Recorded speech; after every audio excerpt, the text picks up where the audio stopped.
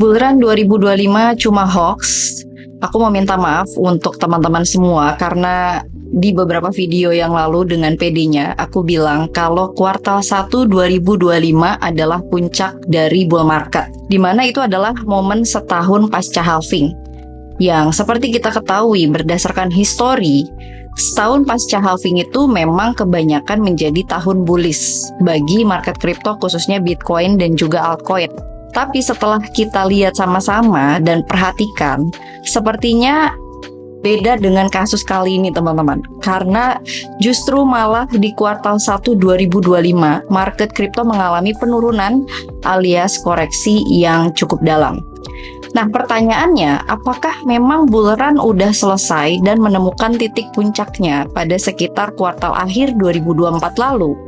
Atau justru bull run itu tertunda untuk saat ini? So, langsung aja yuk kita bahas.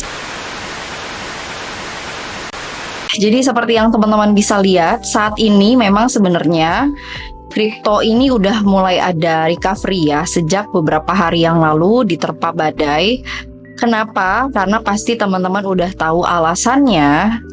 Beberapa hari setelah Lebaran, Donald Trump selaku Presiden Amerika Serikat yang baru itu memberlakukan reciprocal tarif untuk beberapa negara termasuk di China.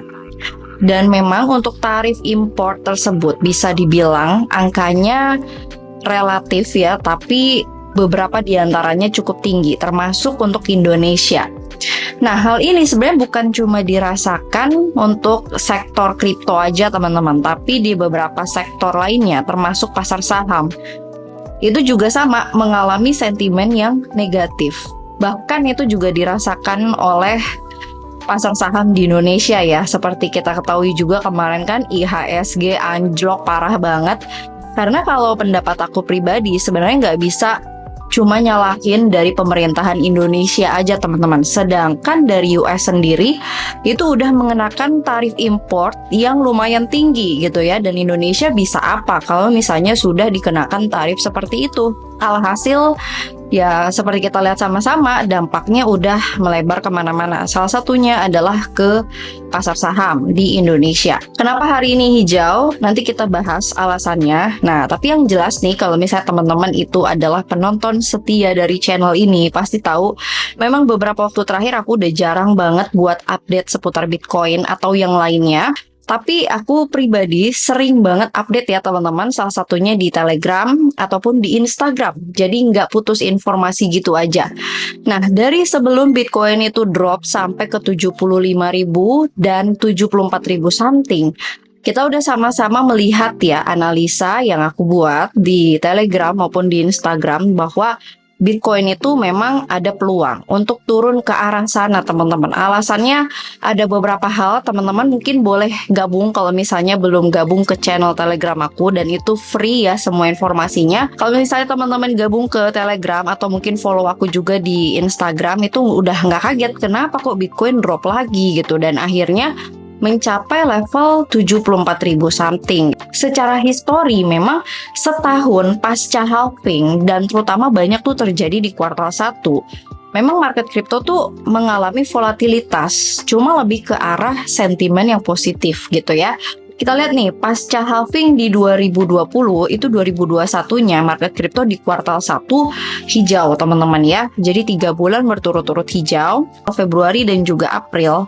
Di 2017-nya teman-teman, Bitcoin itu juga hijau. Ini 2013-nya hijau pol-polar seperti itu. Tapi apa yang terjadi pada 2025 ini teman-teman, dimana kita mendapati Februari, Maret, April ternyata ditutup dalam posisi merah. Apakah siklus udah berubah atau belum? Nanti aku punya jawabannya buat teman-teman semua. Aku punya satu clue yang aku percayai bull run itu belum selesai. Alasannya kenapa nanti kita bahas. Nah, sebelumnya di sini tadi aku sempat singgung juga bahwa market crypto hari ini recovery ya. Hijau, kalau teman-teman perhatikan bukan cuma Bitcoin aja, tapi beberapa altcoin juga hijau. Alasannya kenapa? Karena di satu sisi memang sebenarnya negara ya banyak yang mulai khawatir akibat dari diberlakukannya reciprocal tarif di Amerika Serikat. itu pasti akan menimbulkan ketidakstabilan ya, efeknya macam-macam. Cuma overall sih ya negatif gitu rata-rata menyikapi hal tersebut. Jadi tepat tadi malam nih teman-teman, di tanggal 9 April 2025, Trump itu mengumumkan kalau dia akan menerapkan jeda 90 hari ke depan pada tarif resiprokal atau tarif timbal balik yang sudah dia umumkan pada tanggal 2 April itu, terkecuali untuk Tiongkok teman-teman. Jadi sebenarnya ini tuh kayak bisa dibilang angin segar sih bukan, cuman kayak menunda kekhawatiran itu gitu ya. Jadinya market bereaksi dengan positif, dan seperti kita tahu Bitcoin akhirnya kembali mengklaim sempat ke 83.000 ya. Cuma memang di sini kita masih harus waspada. Kenapa? Karena secara teknikal Bitcoin itu masih under pressure teman-teman. Jadi nanti kita bakal lihat. Dan itulah yang sama-sama kita saksikan saat ini. Market diwarnai dengan volatilitas yang diakibatkan oleh sentimen dari Amerika Serikat, ya lebih tepatnya tarif yang diberlakukan oleh Trump. Terus juga belum lagi nih teman-teman, saat ini tuh sebenarnya market ya terutama di US itu lagi banyak fokus ke data inflasi. Seperti kita ketahui, Trump itu dari awal sudah memberikan warning nih ke The Fed gitu ya, terutama Jerome Powell buat melakukan quantitative easing ataupun penurunan suku bunga. Tapi ya seperti kita tahu suku bunga masih stagnan. Dan ada kemungkinan nih teman-teman, ketika nanti suku bunga sudah mulai diturunkan, artinya The Fed sudah mulai melakukan pelonggaran terhadap kebijakan dari sisi perekonomian ya. Mungkin itu juga bisa menjadi salah satu sentimen positif lagi ya buat market gitu. Sedangkan sekarang yang perlu kita ketahui adalah bunga masih stagnan di situ-situ aja. Berarti untuk bisa turun, suku bunga ini yang menjadi perhatian adalah gimana nih data inflasinya.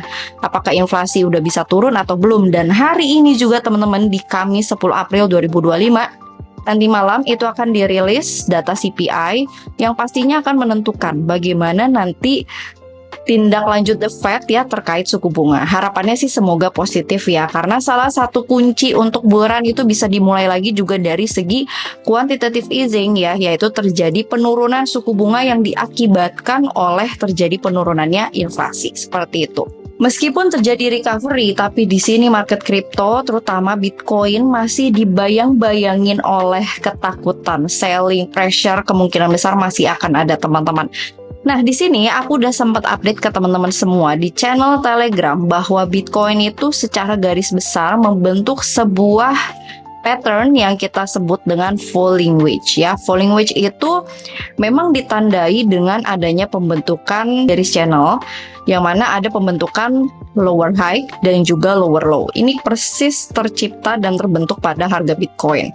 Saat ini memang sebenarnya kita perlu waspada. Kenapa? Karena secara garis simple moving average itu udah nggak menopang Bitcoin lagi secara tren harian ya. Jadi memang sejak akhir Maret ya, Bitcoin itu sudah mulai diperdagangkan di bawah garis SMA 200, yang mana itu bisa menjadi support dan juga resisten yang cukup penting bagi Bitcoin. Nah, tapi ini beberapa hari terakhir dia ada pressure di bawah situ sehingga menyebabkan kekhawatiran mungkin ya ini juga bisa menjadi awal dari pembuka market bearish seperti itu. Sebetulnya kalau misalnya pola ini tuh terrealisasi, maka akan ada kenaikan gitu alias reversal gitu ya. Jadi kita anggap ini bisa masuk ke dalam kategori koreksi teman-teman ya.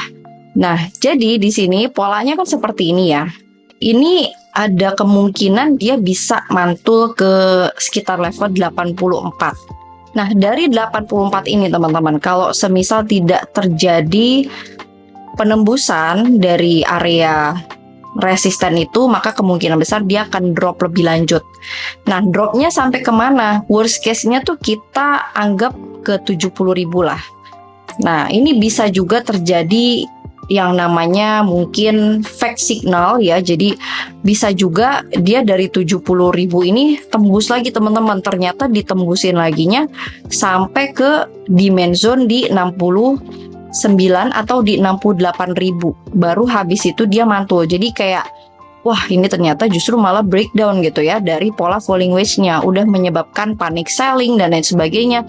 Tapi ternyata habis itu dia mantul lagi gitu teman-teman ya ke atas. Skenario yang kedua adalah kita nggak pernah tahu market teman-teman, apakah udah mencapai bottom atau belum. Tapi sekedar jaga-jaga aja ya. Kalau misalnya ternyata dia berhasil nih teman-teman ya, nge-break area 84.000. Katakanlah dia berhasil mereklaim area 86 sampai 87.000. Breakout gitu teman-teman ya. Dan balik lagi ternyata dia ke area resisten terkuatnya di 108.000. Nah, itu skenario yang kedua. Baru habis itu setelah 90 hari misalnya tarif di pause itu berlangsung, akhirnya market down lagi. Jadi sebenarnya untuk saat ini aku lebih mempercayai bahwa bull run itu masih akan berlangsung teman-teman. Cuma sepertinya ya secara timing ini agak bergeser, agak berbeda.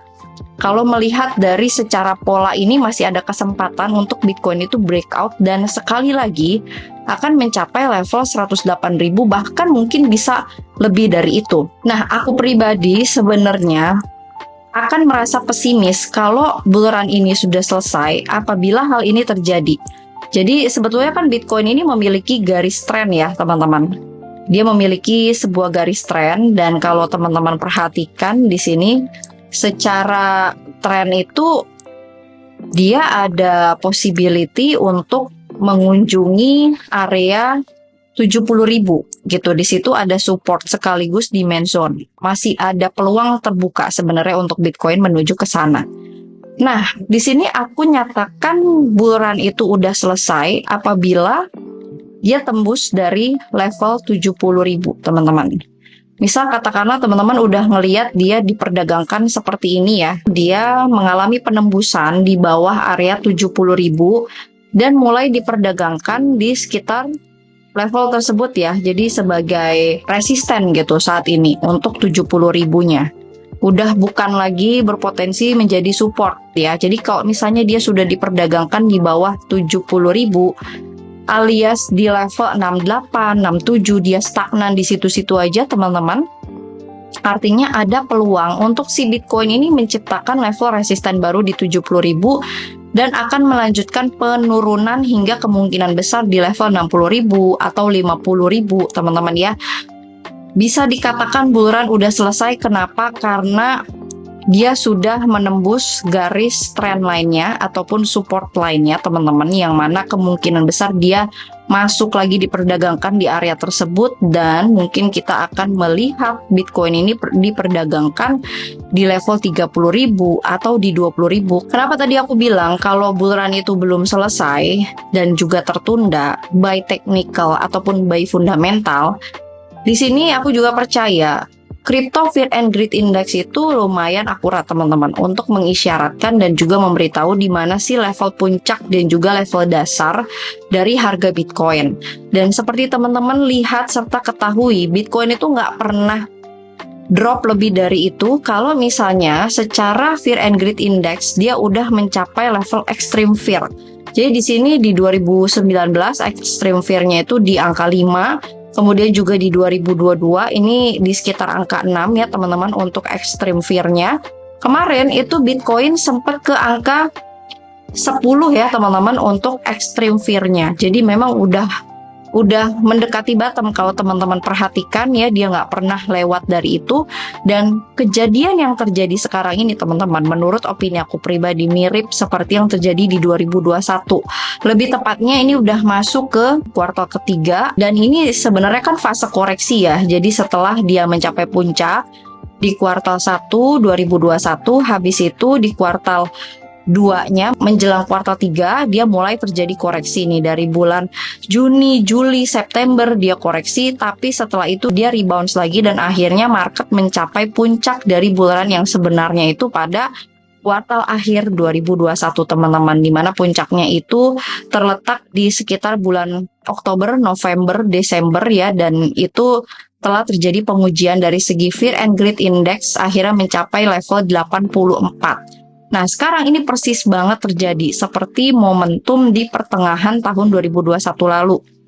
Dimana memang kemarin Fear and Greed Index-nya sempat ke level fear di sekitar skor 10, lalu dia naik sedikit. Ini ada kemungkinan untuk menguji bottom lagi teman-teman, dan setelah itu mungkin timing bergeser ya, kemungkinan besar entah itu di pertengahan atau mungkin di akhir tahun ini Fear and Greed Index-nya bakal balik lagi ke atas, dan itu mungkin akan menjadi momen bagi kita untuk segera exit gitu dari market, karena kemungkinan besar 2026 mungkin ini market bakal masuk ke kondisi bear seperti itu ya, karena kita udah dari 2023 juga kan teman-teman memulai bull market tersebut. Jadi udah tinggal nunggu ini kapan puncaknya tuh bener-bener diraih gitu oleh harga Bitcoin seperti itu ya.